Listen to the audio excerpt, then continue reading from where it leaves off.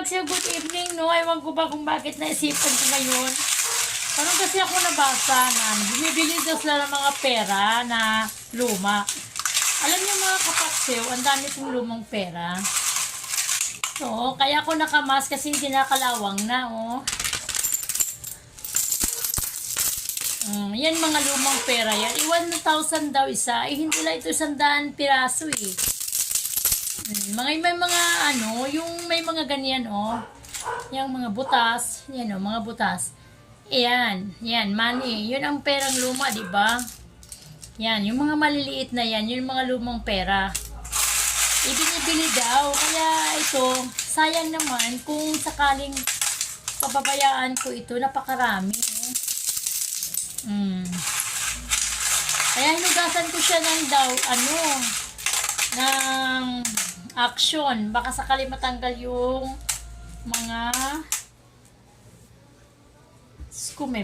may ginto pa ata, oh.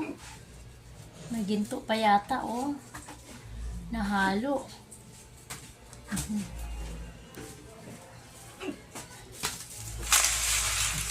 Mga kapatid, kasi kasuhin ko to, baka sakalang mabili.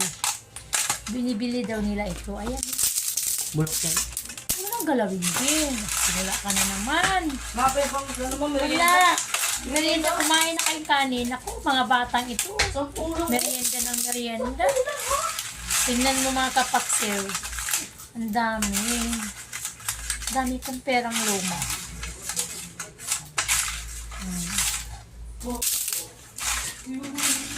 Kaya tingnan ko yun mga kapaksew kung talagang totoo na bumibili sila ng mga lumang money.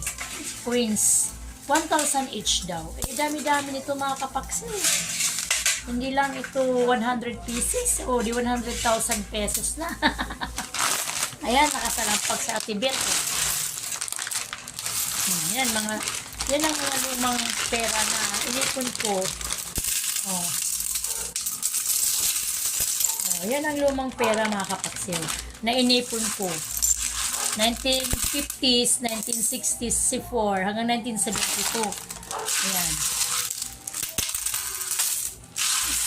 Yun, di ko na maano. Ayan may mga maliliit pa. Yan yung may mga butas. Kaya, yan mamaya mga kapaksew.